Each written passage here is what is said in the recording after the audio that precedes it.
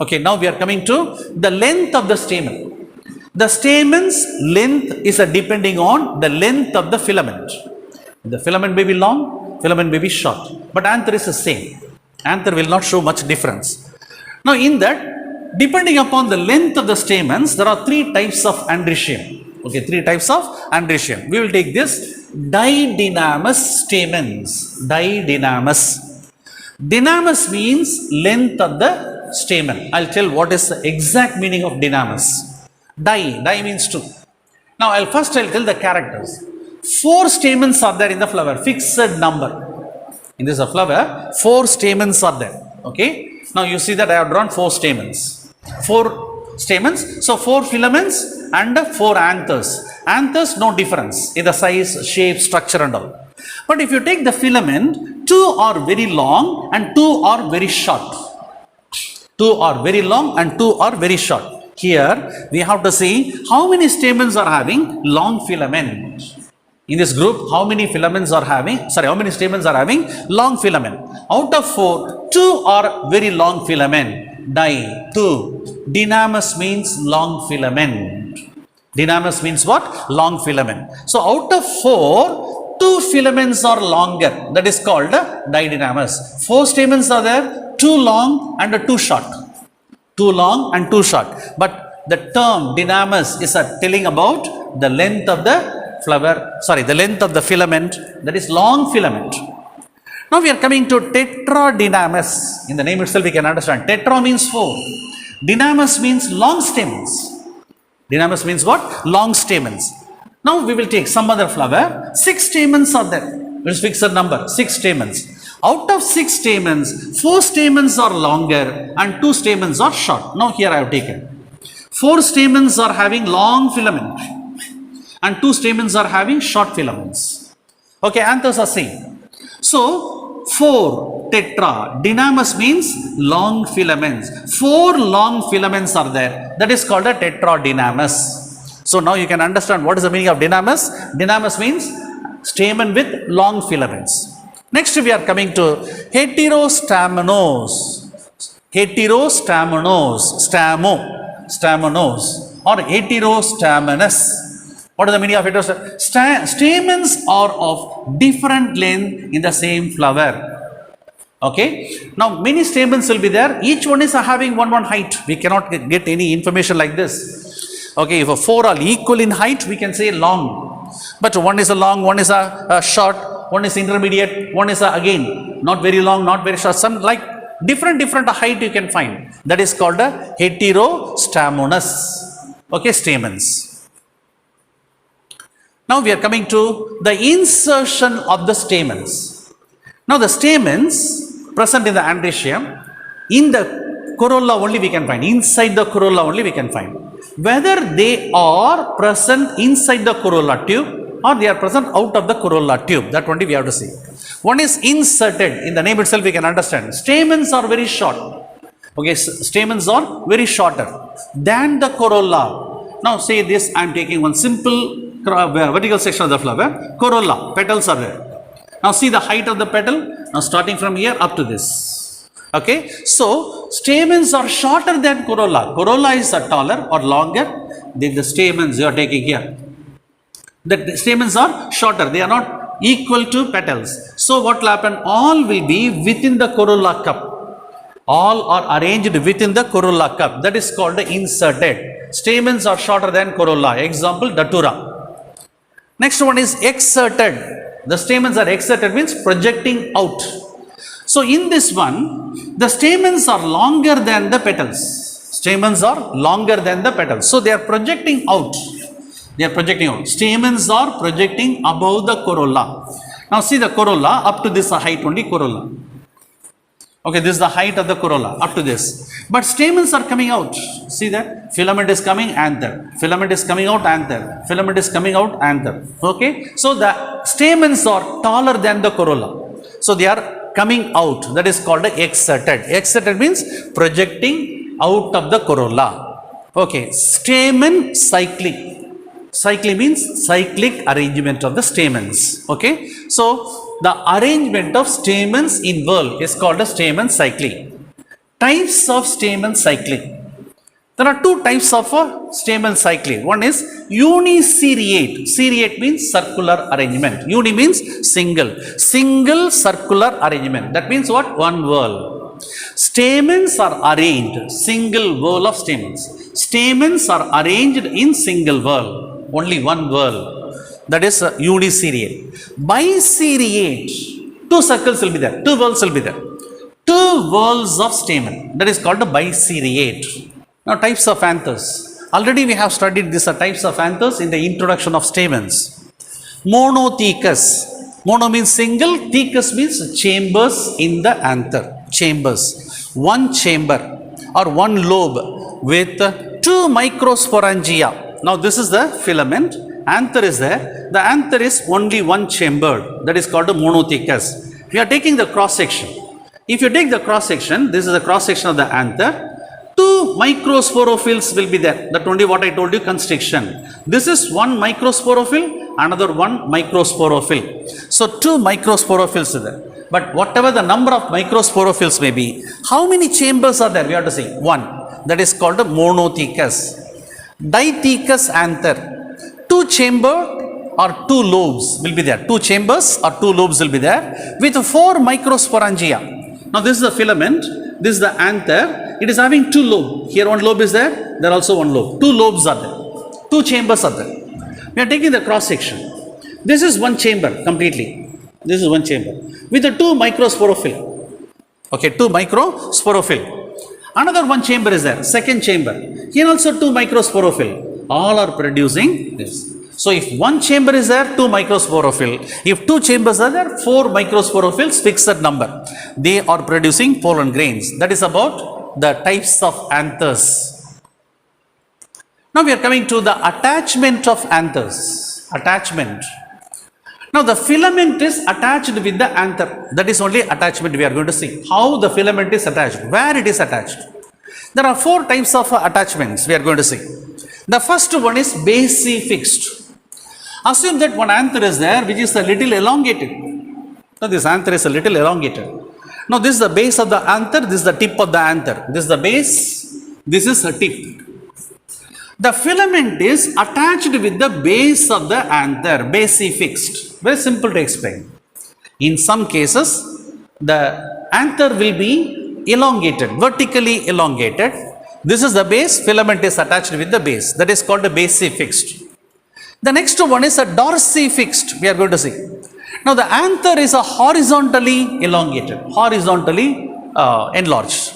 Okay, it is not vertically elongated, it is a horizontally elongated. Now in that horizontally elongated anther, upper side is called the ventral side. Upper side is called the ventral side. The lower side is called the dorsal side. Filament is attached with the dorsal side. Filament is attached with the dorsal side. Now, how can we say that this is dorsal side, this is ventral side? Now, we have to wait. The anther is mature. Okay, the anther is well mature. Produce lot of pollen grains. Then the anther will burst. The area or the region where the bursting is taking place is called ventral. That side is called what? Ventral. But in this anther, if you take, the bursting takes place here. There only the splitting takes place. Pollen grains are coming out. So this bursting region is called ventral. Opposite side is called dorsal. So the dorsal side, filament is attached, dorsi-fixed. The next one is versatile. What is that? Versatile. Now sometimes the dithecous anther, we are telling you, it is a horizontally but very much elongated and thin. Not very thick like this. Okay, the dithecous anther is very much elongated but very thin. But the tip of the filament is attached at the dorsal side here in one point. So it cannot balance. The anther cannot be balanced, but here it will be balanced. But it cannot balance. What will happen? Whenever the wind is blowing, this will move up and down, both the sides. It will move up and down. That is called a versatile. Anything which is moving like a wave, that is called a versatile. Okay, the filaments are attached at the center of the anther where the anther is very much elongated, thin and elongated, versatile. And another one is adnate. Now this we have to study. Now assume that this is a bithecous anther, dithecous anther. Two chambers are there. It is vertically elongated. Okay, it is vertically elongated. Now this is the center of the anther. Now this filament, the filament is not stopping here. The filament is attached with the whole length of the anther. Whole length of the anther. Up to the tip, the filament is growing, attached.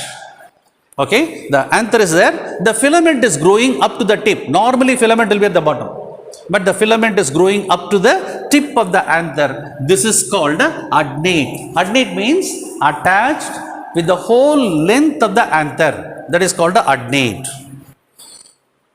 Now dehiscence of anthers.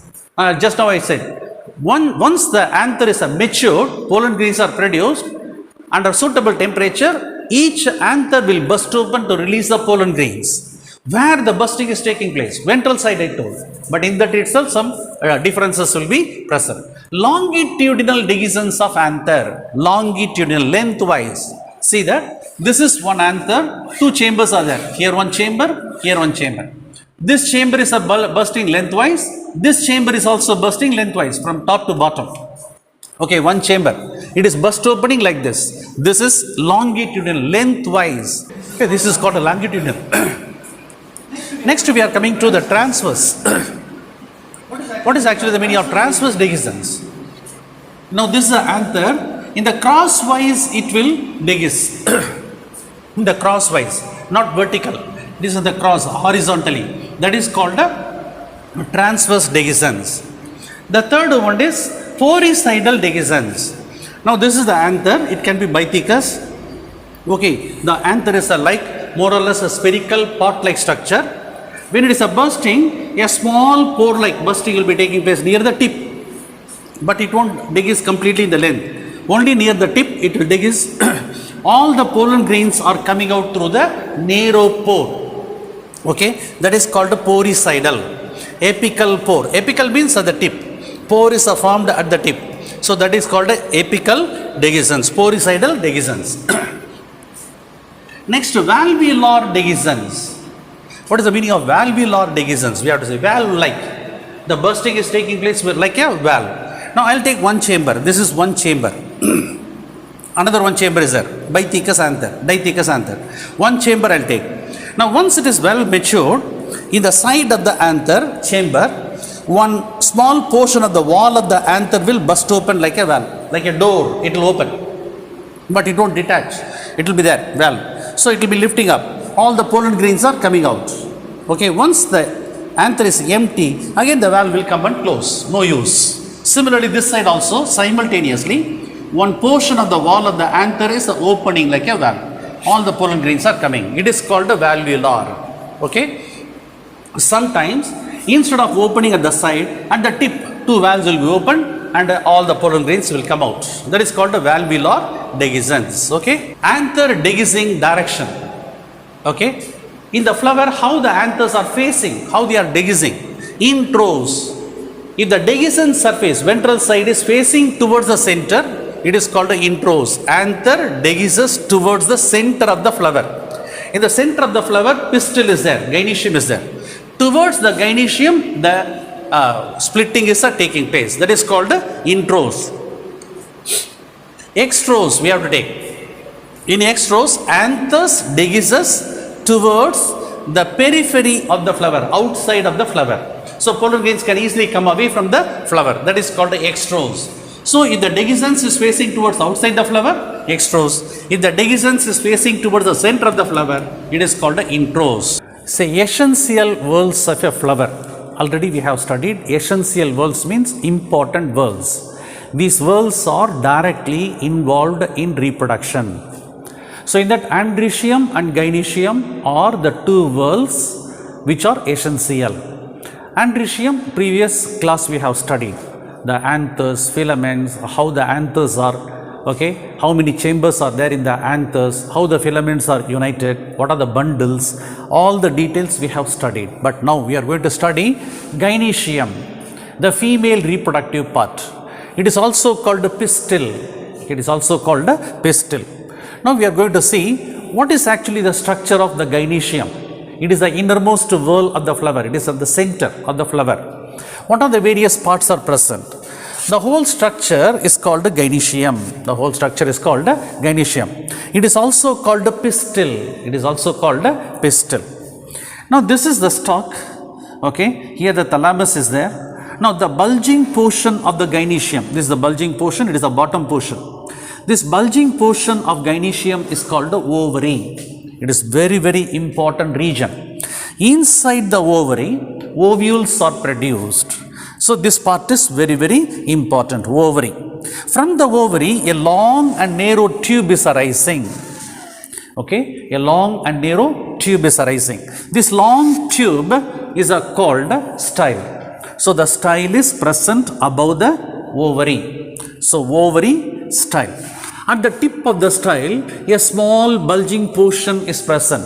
It may be of any shape. It can be spherical, or it can be oval, or it can be curved like this, concave, anyway. Now the small bulging portion is called a stigma. The small bulging portion is called a stigma. So these three parts joined together form the gynoecium, otherwise called a pistil. Okay, ovary, style and stigma. So in some plants, in some flowers, at the bottom of the ovary, a small stalk will be present. This small stalk is called a stipe.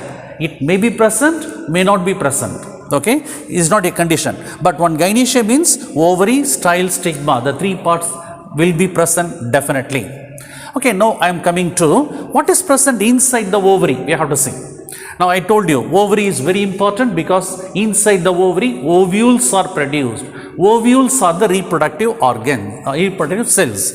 So we have to take the cross section of this ovary. We have to cut with the help of blade. We have to cut it cross section.